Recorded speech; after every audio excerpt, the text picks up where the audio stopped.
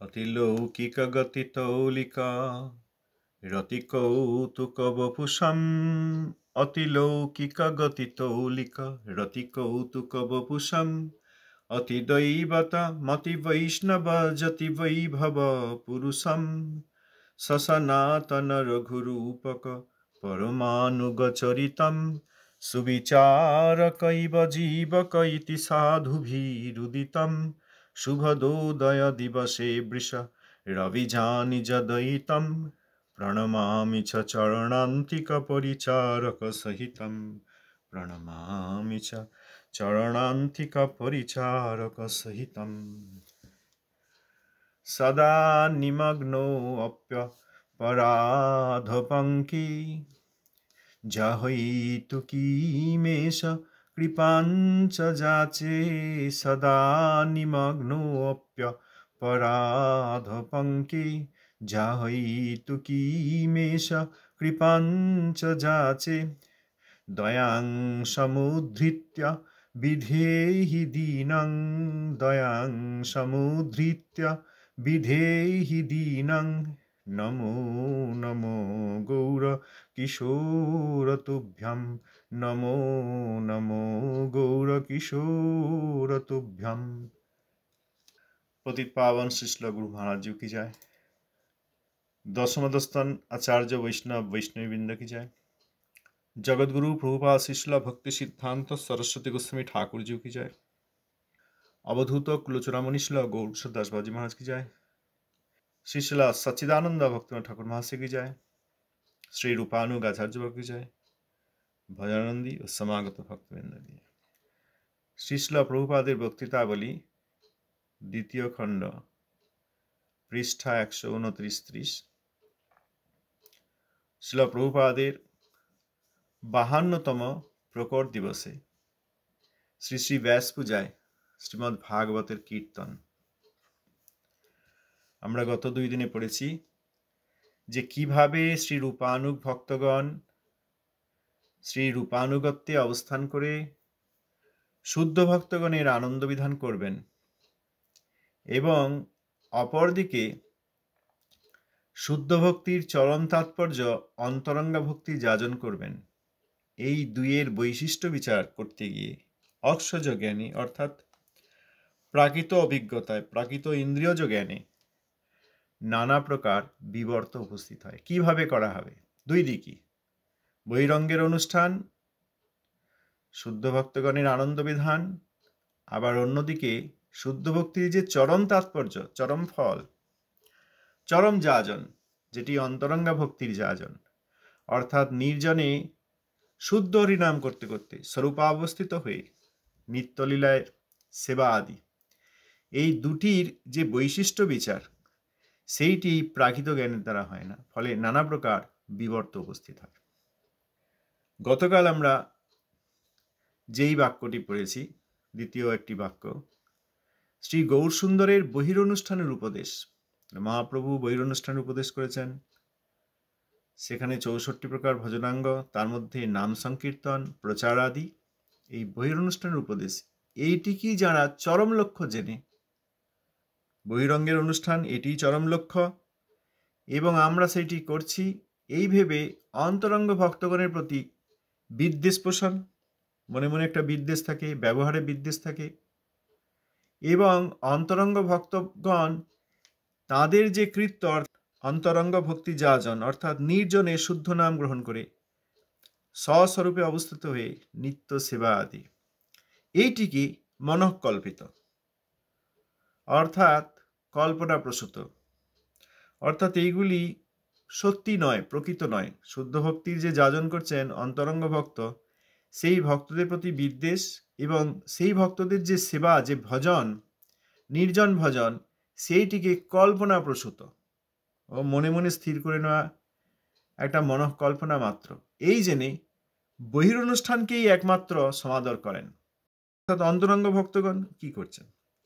ও ঘরে বসে নির্জনে ও কল্পনাপ্রসূত কিছু চিন্তা করছেন। অন্তরঙ্গ ভক্তগণ নির্জনে ঘরে বসে কি করছেন? তারা যে শুদ্ধ নাম করছেন এবং নিত্যস্বরূপে নিত্যলীলায় সেবা আদি করছেন, এই ধারণা তাদের নেই। তারা এই জন্য ওই বহিরঙ্গের অনুষ্ঠানকেই খুব সমাদর করেন, বিশেষ রূপে আদর করেন, প্রচার আদি এইটিকে বিশেষ রূপে আদর করেন, এতে কোনো সুফল আশা করা যায় না। তাহলে এখানে যাদের কথা বললেন বিশেষ করে প্রভুপাদ এই বাক্যটিতে, বহিরঙ্গের অনুষ্ঠান যারা করেন এবং সেই বহিরঙ্গের অনুষ্ঠান এইটি চরম উপদেশ, শেষ উপদেশ, এইটি চরম লক্ষ্য, এইটা জানেন এবং অন্তরঙ্গ ভক্তদের দেখেন যে এনারা তো কিছু করছেন না, শুধু ঘরে বসে আছেন, ঘর বন্ধ করে হরিনাম করছেন বা নিজে ভজন করছেন, নির্জনে ভজন করছেন, এই জন্য এই অন্তরঙ্গ ভক্তদের প্রতি বিদ্বেষ করেন এবং তাদের কাজটিকে কল্পনাপ্রসূত মনে করেন এবং নিজেরা যে বহিরঙ্গের অনুষ্ঠান করছেন, নাম সংকীর্তন প্রচার আদি, এইগুলিকে খুব সমাদর করেন, এর দ্বারা কখনো সুফল হয় না। তাহলে বহিরঙ্গ অনুষ্ঠান তারা প্রকৃত অর্থে বুঝতে পারেননি। মহাপ্রভুর উপদেশ বহিরঙ্গের অনুষ্ঠান, 64 প্রকার ভজনাঙ্গ যাজন, তাতে নাম সংকীর্তন সর্বশ্রেষ্ঠ। বহিরঙ্গের অনুষ্ঠানের মধ্যে নাম সংকীর্তন সর্বশ্রেষ্ঠ। প্রত্যেক জীবকে নাম সংকীর্তন করতে হবে শুদ্ধ সাধুর সঙ্গে। উচ্চ নাম সংকীর্তন করতে করতেই একদিন নাম অপরাধ চলে যাবে, কারণ নাম অপরাধ যত নামে হয় ক্ষয়। অনর্থাদি চলে যাবে নামের কৃপায়। নাম কৃপাপূর্বক শুদ্ধ সাধুর সঙ্গ করিয়ে দেবেন, সেখান থেকে শুদ্ধ সিদ্ধান্ত আদি জানবেন, অজ্ঞানতা অনর্থ এগুলি চলে যাবে। তারপর শুদ্ধ সাধুর কৃপায় আত্মতত্ত্ব জ্ঞান, ভগবত তত্ত্ব জ্ঞান এবং সেবা তত্ত্ব জ্ঞান, এইসবের দ্বারা সম্বন্ধ জ্ঞান, রসতত্ত্ব জ্ঞান ইত্যাদির দ্বারা সম্বন্ধ জ্ঞান উপস্থিত হবে। সম্বন্ধ জ্ঞানের সঙ্গে তখন তিনি শুদ্ধ নাম করবেন, কারণ ইতিপূর্বেই তার অপরাধ অনর্থ ইত্যাদি চলে গেছে। তখন তিনি এই উচ্চ সংকীর্তনের প্রভাবেই স্বাভাবিকভাবেই তাঁর স্মরণ হবে। ঘরে বসে গিয়ে মনকল্পিত কোনো বস্তু চিন্তা করতে হবে না। আমাদের বাবাজি মহারাজ মকে বললেন, তুমি কুঠুরির ভেতর কি করছো? ওখানে তো কুঠুরির বেড়া ছাড়া বা দেওয়াল ছাড়া আর কিছু দেখা যায় না, আর কি চিন্তা করছো? কনক কামিনী প্রতিষ্ঠা ছাড়া আর তো কিছু চিন্তা করতে পারবে না। অতএব উচ্চ কীর্তন করে তার প্রভাবে যতদিন স্বাভাবিকভাবেই স্মরণ না হচ্ছে, প্রভুপাদ এই জন্য বললেন, শ্রীদ্বৈত দাস কীর্তনেতে আস, কর উচ্চ ঈশ্বরে হরিনাম রব। কীর্তন প্রভাবে স্মরণ হইবে, সেকালে ভজন নির্জন সম্ভব। এই নির্জন ভজন অর্থাৎ অন্তরঙ্গা ভক্তির যাজন, যেটি আবার চরম লক্ষ্য। বহিরঙ্গ অনুষ্ঠানের চরম লক্ষ্য কি? অন্তরঙ্গ ভক্তি যাজনে প্রবেশ করা, এই নির্জন ভজনে প্রবেশ করা। নির্জন ভজনে প্রবেশ করার যখন যোগ্যতা হবে, শুদ্ধ সাধুর সঙ্গে অনেক উচ্চ কীর্তন করে স্বাভাবিকভাবেই স্মরণ উপস্থিত হবে, তখনই একমাত্র নির্জন ভজনের যোগ্যতা আসবে। তার আগে করতে গেলে সেটি লোক দেখানো হবে এবং প্রতিষ্ঠা হবে, সেটি অপরাধ হবে, তাতে কনককামিনী প্রতিষ্ঠা আসবে। কিন্তু যারা সত্যি সত্যি শুদ্ধ কৃপা লাভ করে, শুদ্ধ বৈষ্ণবের সঙ্গে শুদ্ধ বৈষ্ণবের কৃপা লাভ করে উচ্চ সংকীর্তন করেছেন তাদের আনুগত্যে, তারা একদিন অপরাধ অনর্থ পরিত্যাগ করে শুদ্ধ নাম করতে পারবেন। এইটি হচ্ছে বিষয়।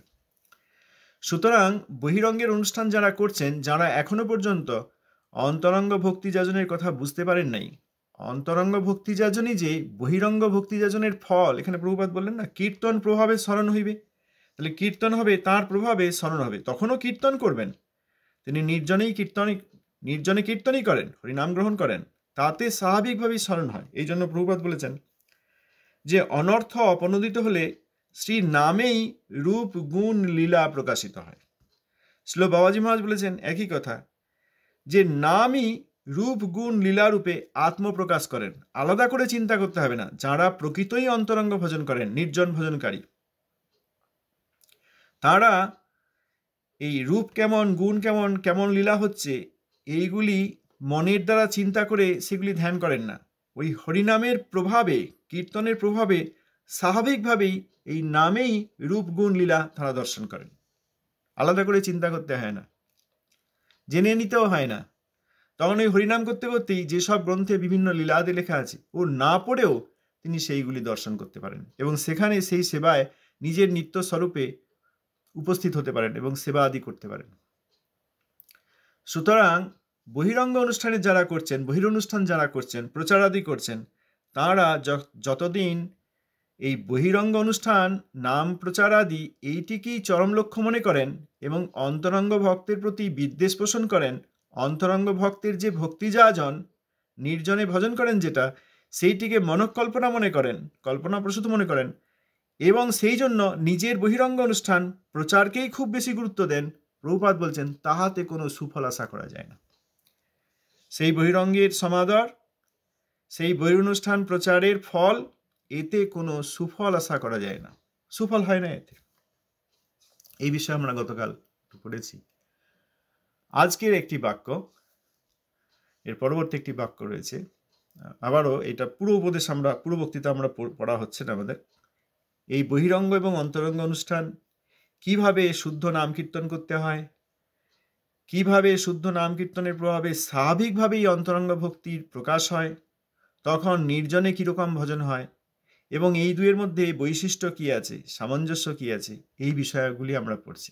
এর পরবর্তী একটি বাক্য, প্রভুপাদ বলছেন, প্রাপঞ্চিক অনর্থসমূহ অপনোদন করিবার চেষ্টাগুলিতে উদাসীন হইয়া কেহ কেহ সিদ্ধি প্রাপ্তির ভান করিয়া বিপদগামী হন। আবার কেহ কেহ অন্তরঙ্গা ভক্তির চেষ্টাগুলিকেও বাহ্যানুষ্ঠানের বিরোধিনী বলিয়া জ্ঞান করায় মহাপ্রভুর উপদেশ ধারণা করিবার যোগ্যতা লাভ করেন না। দুই প্রকার বিষয় বলেছেন প্রভুপাদ এখানে। একটা হচ্ছে যেই সব সাধকের এখনো প্রাপঞ্চিক অনর্থ, প্রাপঞ্চিক প্রপঞ্চ থেকে কথাটা এসছে, এই প্রপঞ্চগত প্রাপঞ্চিক বা প্রপঞ্চের কারণে যেসব অনর্থ রয়েছে, আমাদের অনর্থ মায়া মুগ্ধস্য জীবস্য জ্ঞেয় অনর্থ চতুর্বিধ, হৃদৌর্বল্যন চাপরাধ ঝসতৃষ্ণা তত্ত্ব বিভ্রম। মায়ামুগ্ধ এই বদ্ধ জীবনের অনর্থ চার প্রকার: হৃদয় দৌর্বল্য, অসতৃষ্ণা, অপরাধ এবং তত্ত্ববিভ্রম। শ্রীল ভক্তিবিনোদ ঠাকুর মহাশয় শ্রী ভজনরসে দ্বিতীয় অধ্যায়ে এই সম্বন্ধে বিশেষ বর্ণনা করেছেন। এই চারটি অনর্থের চারটি করে বিভাগ আছে, আবার অতএব মোট 16টি বিভাগ রয়েছে। সেইগুলি সব প্রপঞ্চগত অনর্থ। এই অনর্থগুলি প্রধান কারণ হচ্ছে আমাদের শরীর এবং মন, এবং তাতে আমি বুদ্ধি করা। এই শরীরটি আমি, এই মনটার ইচ্ছাই আমার ইচ্ছা, এই ধারণা দিয়ে আমরা যত কিছু করি সেইগুলি সবই অনর্থের জন্ম দেয়। উদাহরণস্বরূপ, যেমন এই শরীরটা আমি, এখন ওই শরীরটা যদি সুন্দর হয় তাহলে লোকে দেখলেই বলবে এত সুন্দর। কখনো কখনো মনে করতে হয় না, সব সময় তার মনে এটা থাকে যে আমি সুন্দর বা আমি সুন্দরী। লোকে দেখে আমাকে, লোকে বলে যে আমার এটা সুন্দর, আমার চোখটা সুন্দর, আমার মুখটা সুন্দর, আমার গঠনটি সুন্দর, এরকম লোকে বলে। সব সময় তার এই অবচেতন মনে এই ধারণা থাকে, এই যে আমি যাচ্ছি, অনেক লোক আমাকে দেখছে, আমার রূপে মোহিত হয়ে যাচ্ছে, পুরুষেও স্ত্রীতেও দুই। তাহলে এইটা দিয়ে কি হচ্ছে, একটা প্রতিষ্ঠা পাওয়া যাচ্ছে। কি প্রতিষ্ঠা? যে আমার রূপ আছে, আমার সৌন্দর্য আছে, সকলে আকর্ষিত হয়, সকলে আমাকে দেখতে চায়, কাছে আসতে চায়, কথা বলতে চায়, সম্বন্ধ স্থাপন করতে চায়, একটা সম্পর্ক স্থাপন করতে চায়। তাহলে প্রতিষ্ঠা হলো কার? মৃতদেহের। যেই দেহটি আগে সুন্দর ছিল না, এখন কিছুটা প্রাকৃত সৌন্দর্য আছে বলে লোকের ভ্রম হচ্ছে। কিছুদিন পর বৃদ্ধাবস্থা প্রাপ্ত হলে এই শরীরটির কাছে আর কেউ আসবে না, এবং আত্মা শরীর ছেড়ে চলে গেলে শরীরটি কয়েক ঘন্টার মধ্যে রিসাইকেল করতে হবে, কয়েক ঘন্টার মধ্যে রিসাইকেল করতে হবে। তখন আর রাখলে এই শরীর থেকে এত দুর্গন্ধ উঠবে যে আর কোনো মানব বা অন্যান্য প্রাণী আসতে পারবে না।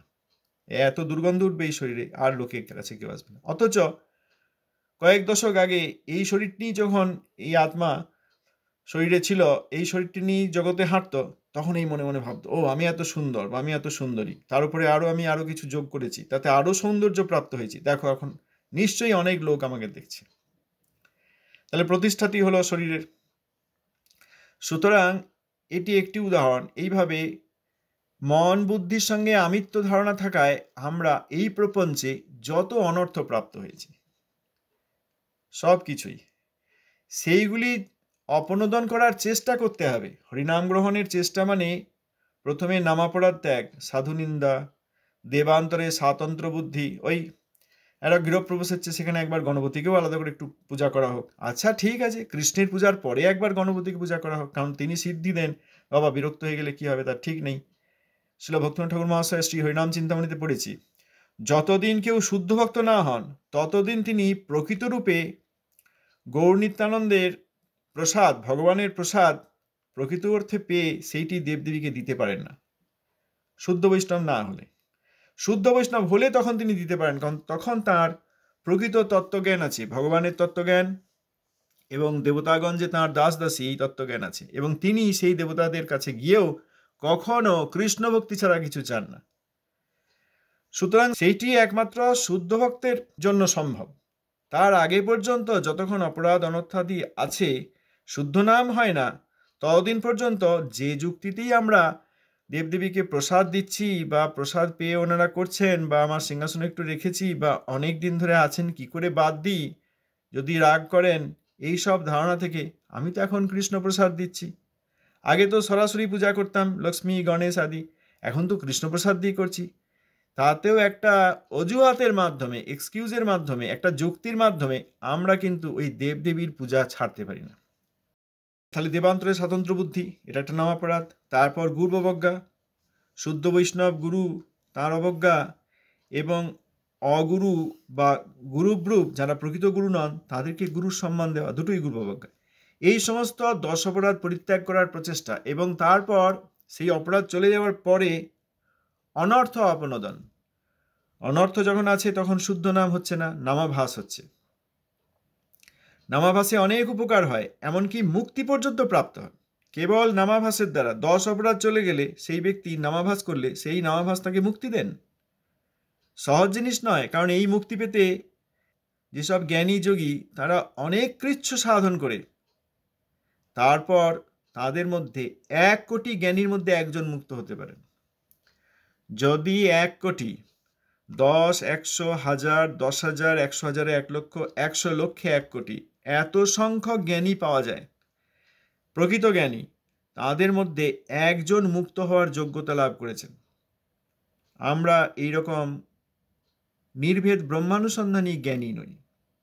নির্ভেদ ব্রহ্মানুসন্ধানী জ্ঞানীরা তারা সব ত্যাগ করেন, সমস্ত ইন্দ্রিয় দ্বার বন্ধ করে তারা ত্যাগ করেন। এত কিছুর পরেও তাদের মুক্তি হয় না।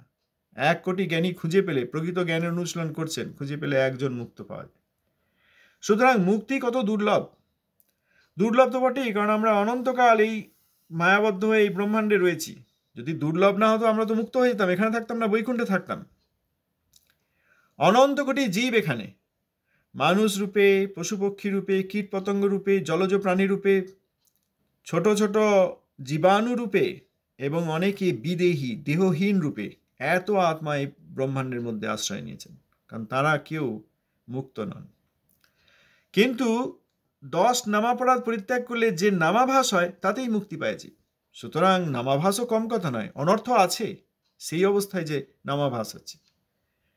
তাহলে এই হরিনাম করতে করতে এবং শুদ্ধ সাধু পরিচয় পেয়ে তাকে চিনে নিয়ে, শুদ্ধ সাধুকে সেইটি জেনে নিয়ে অন্বেষণ করে শুদ্ধ সাধুর আনুগত্যে যদি হরিনাম করা হয়, তাহলে নামাপরাধ যাবে, অনর্থ যাবে, তখন শুদ্ধ নাম হবে। এখানে প্রভুপাদ বলছেন এই প্রাপঞ্চিক অনর্থসমূহ অপনোদন করিবার চেষ্টাগুলিতে উদাসীন, যে আমার অনর্থ রয়েছে, অপরাধ চলে গেছে, অনর্থ রয়েছে, সেইগুলি কিভাবে যাবে? আমার তত্ত্ববিভ্রম রয়েছে, আমার অপরাধাদি রয়েছে, সেবা অপরাধ, জীবের প্রতি অপরাধ ইত্যাদি রয়েছে, আমার হৃদয় দৌর্বল্য রয়েছে, আমার কুটিনাটি রয়েছে ইত্যাদি, আমার অসতৃষ্ণা রয়েছে, এইগুলি কিভাবে যাবে? সাধু কৃপা এবং সাধু কৃপায় হরিনাম গ্রহণের প্রচেষ্টা। এই চেষ্টা না করে তাতে উদাসীন, তাতে অলস, ও ঠিক আছে, কোনো দরকার নেই, ভাবতে হবে না, কি অনর্থ জানতে হবে না, কেন অনর্থ জানতে হবে না, এই অনর্থ কি করে যাবে, ও দরকার নেই, ভাববার দরকার নেই, উদাসীন, অলস। কি করেন তিনি? তখন ওই অনর্থ অপনোদনের চেষ্টা না করেই তিনি নির্জন ভোজনের ছলনায় চলে যান, যে যাই আমি ঘর বন্ধ করে হরিনাম করি, গিয়ে এরকম ভাবি, আমাকে এরকম ভাবি, আর ভগবানকে এরকম ভাবি, মনের দ্বারা কল্পনা করি, মনের অগম্য বৈকুণ্ঠ, কিন্তু মনের দ্বারা কল্পনা করি, মনের দ্বারা কল্পনা করে এইবার আমি ওইখানে অনেকক্ষণ হরিনাম করব, এইবার সিদ্ধি প্রাপ্তির ভান, লোকে ভাববে এর নিশ্চয়ই সিদ্ধি হয়ে গেছে। 10 ঘন্টা দরজা বন্ধ করে কি করছে? আমরা তো পারি না। আমরা তো কোনো রকমের 25,000 হরিনাম এদিক ওদিক ঘুরতে ঘুরতে, হাসতে খেলতে, গল্প করতে করতে কাটিয়ে দিই, তাও অনেকের আবার পূর্ণ হয় না। আর ইনি 3 ঘন্টা 4 ঘন্টা 10 ঘন্টা হরিনাম করছেন ঘর বন্ধ করে। হ্যাঁ, শুদ্ধ ভক্তগণ এরম করে থাকেন, এরও নিশ্চয়ই সিদ্ধি হয়ে গেছে, এইটা লোকেরা ভাববে, এই চিন্তা করে তিনি ওই সিদ্ধি প্রাপ্তির ভান করে বিপদগামী হন। তাহলে আমাদের যেটি করা দরকার, নাম অপরাধ কি সেগুলি বুঝে নাম অপরাধ থেকে সাবধান থাকা দরকার। বর্তমান প্রচারে বহু লোক এসছে, খুব ভালো কথা, কিন্তু দুর্ভাগ্যবশত তারা আগুনে ঝাঁপ দেওয়ার মতো নাম অপরাধে ঝাঁপ দিচ্ছেন, আগুনে ঝাঁপ দেওয়ার মতো সাধু নিন্দা করছেন, শ্লোক প্রমাণ দিয়ে সাধু নিন্দা করছেন, যেটা প্রমাণ নয় অপ্রমাণ, বুঝতে পারেননি, শ্লোকের অর্থ বুঝতে পারেননি, সেই সব প্রমাণ দিয়ে সাধু নিন্দাকে সমর্থন করে একবারে সাধু নিন্দার আগুনে ঝাঁপ দিচ্ছেন। অতএব সাধু নিন্দা আদি নামাপরাধ থেকে বাঁচবার কোনো চেষ্টাই নেই। কিন্তু এই নামাপরাধ ত্যাগ করার পর অনর্থগুলি থাকবে, সেগুলিও অপনোদন করার, অর্থাৎ সেগুলি থেকে মুক্ত হওয়ার চেষ্টা করতে হবে। এই চেষ্টাটা না থাকলে তাকে উদাসীন বা অলস বলা হয়। সেই অলস ব্যক্তি যিনি নিজের অনর্থ অর্থাৎ রোগগুলি নিরাময়ের চেষ্টা করছেন না, আর ওই সিদ্ধিপ্রাপ্তির ভান করে আমি অন্তরঙ্গা ভক্তির যাজন করছি, যেটি বহিরনুষ্ঠানের চরম ফল, তাহলে লোকে ভাববে আমার সিদ্ধি হয়ে গেছে। শ্রীল ভক্তিনাথ ঠাকুর মহাশয় জৈব ধর্মে এই সাধক কি কি স্তরের মধ্যে দিয়ে যান সেইগুলি সব লিখেছেন। অনেক সাধক মনে করেন অনেক তো হলো, এখন আমি 8 বছর 10 বছর এসেছি, লোককে বলতে পারবো আমি 10 বছর এরকম কৃষ্ণ কনসাসনেসে আছি, ভক্তিতে এসেছি, আমি এরকম এত সংখ্যক হরিনাম করি, আমি সব ভালো ভালো কাজ করি, আমি এরকম প্রচারাদি করি, তারপর কিছু শ্লোক মুখস্থ হয়ে গেছে, এখন আমি কি করব? এখন লোকের কাছে কিছু প্রতিষ্ঠা নিতে হবে। দেখো আমি সব এইরকম শ্লোক বলে দিতে পারি, তোমার প্রশ্নের উত্তর দিতে পারি, বা আমি খুব ভালো সবসময় হাসছি, কি আমার একটা অমৃতা আনন্দ আমার মুখের মধ্যে দেখো, ইত্যাদি। আবার কেউ কেউ দেখেন তারপরে আমি যদি সকলের সামনে এরকম একটা শ্লোক বলতে গিয়ে বা হরিনাম করতে গিয়ে বা দর্শন করতে গিয়ে একটু চোখে জল এসে যায়, নিশ্চয়ই লোকে দেখছে, লোকে দেখবে বাপরে এনার কত ভাব, ভগবানের সামনে সে চোখে জল এসে যাচ্ছে, এইরকম ভাবে লোকে আমাকে ভক্ত মনে করুক। এইসব বিষয়ে জৈব ধর্মে এক একটি চরিত্রের মাধ্যমে শ্রীল ভক্তিনাথ ঠাকুর মহাশয় শিক্ষা দিয়েছেন। সাধক এইসব বিভিন্ন স্তরের মধ্যে দিয়ে যান, তারপরে যখন তিনি শুদ্ধ ভক্তির আশ্রয় নেন, শুদ্ধ ভক্তের সঙ্গ পান, তখন তার মঙ্গল হয়। আর যারা জানেন না তাদের পক্ষে মঙ্গল হওয়া কঠিন। ওই জন্য জৈব ধর্ম আমাদের প্রথম বুক, প্রথম গ্রন্থ।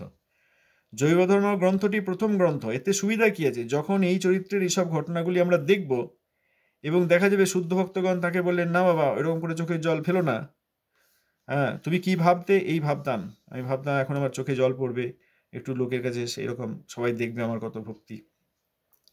যখন এই জৈব ধর্ম পড়া হবে তখন জানা যাবে যে কি কি হয়, আমি কোন কোন স্তরের মধ্যে দিয়ে যেতে পারি, সেখানে যেন আমি আবার বিপদগামী না হই। হয় না, ভালো আমি এখান থেকে মথুরা যাচ্ছি, ট্রেনে কোথায় দেখো বারাণসীতে এরকম একটা লোক উঠবে, এরকম তার সঙ্গে যেন এরকম সাবধান, কথা বলো না।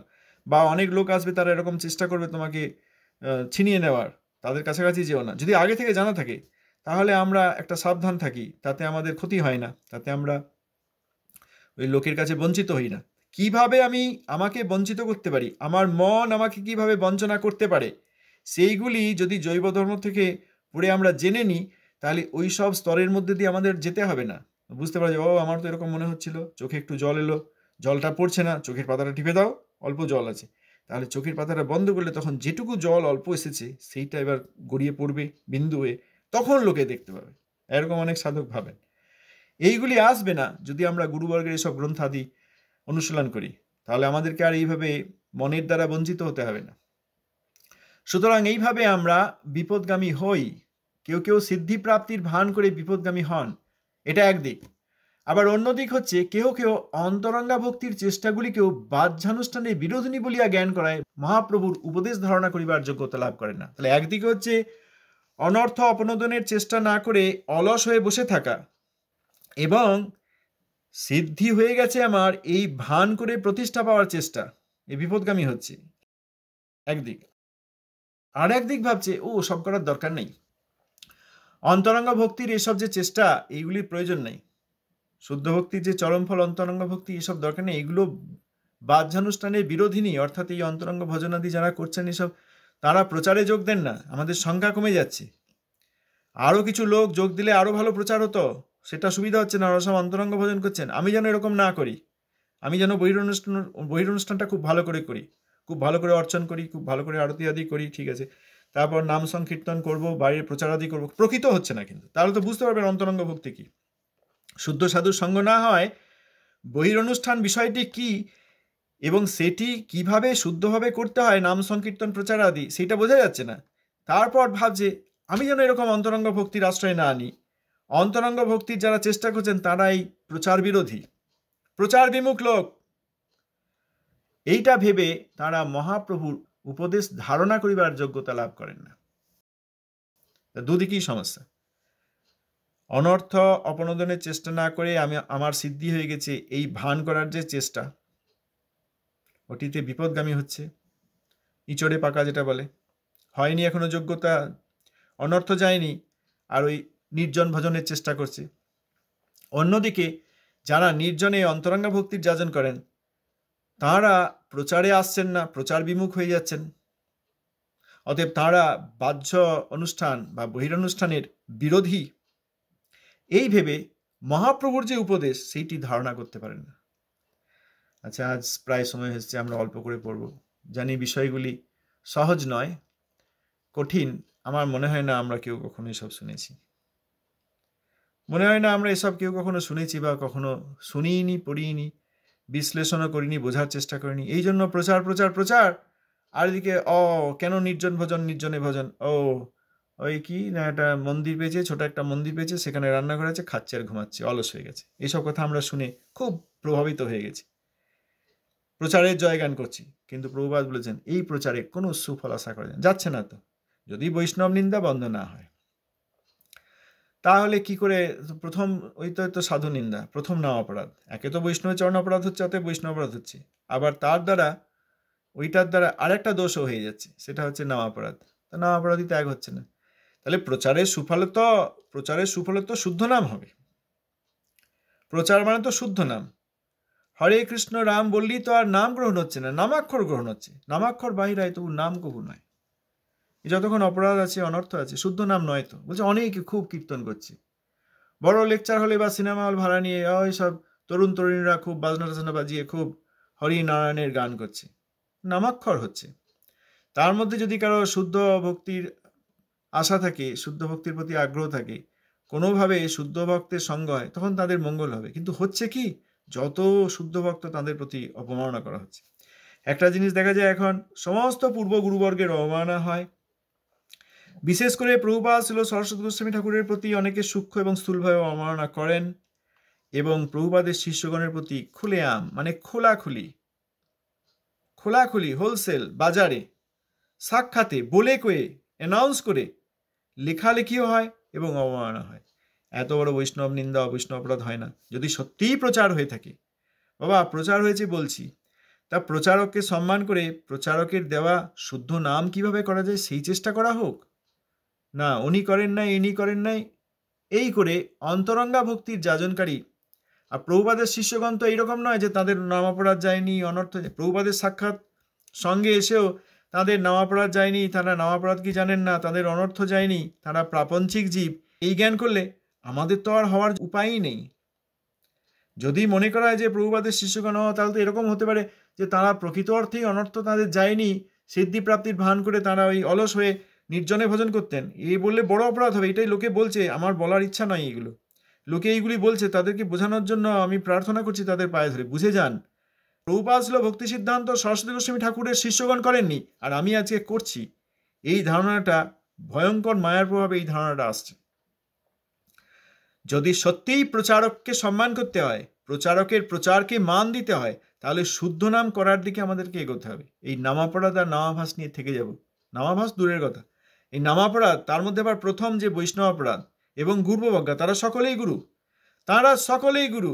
এই কথা, গুরু এবং পরম গুরু, যার যেরকম পরিস্থিতি, এই কথা না জানলে কখনো এই ভয়ঙ্কর বৈষ্ণব অপরাধের অগ্নি থেকে নিস্তার নেই। আমাদের মহাকুম্ভীবাগ নরক হবে যদি আমরা এইসবের মধ্যে পড়ে যাই। আর আমাদের উন্নতি হবে না যদি এইসবের জগতে এত কিছু হচ্ছে দেখো প্রতিবাদ না করি। ভালোই অর্চন করছি, খুব মনে শান্তি, আমার সব বলার দরকার নেই, এই করে কখনো ভজন হবে না। এইগুলির প্রতিবাদ না করলে বৈষ্ণব নিন্দার যে অগ্নি জগতে এখন প্রজ্বলিত রয়েছে দুর্ভাগ্যবশত অপপ্রচারের ফলে, তাতে আমিও জ্বলে যাব। এই জন্য আমাদের এইখানে এসে শুদ্ধ বৈষ্ণবগণের মহিমা কীর্তনের সামান্য প্রচেষ্টা। ধন্যবাদ, প্রণাম। যার যা বলার আছে, লেখার আছে, লিখতে পারেন। কারোর সংস্থাকে অবমাননা করা হয়নি, কোনো প্রচারককে অসম্মান করা হয়নি। শুদ্ধভাবে নাম কি করে করা যায় আর কি করে সেই প্রচারকের প্রচারকে মহিমান্বিত করা যায় সেই প্রচেষ্টা করছি। ধন্যবাদ, প্রণাম। জয় প্রভুপাদ।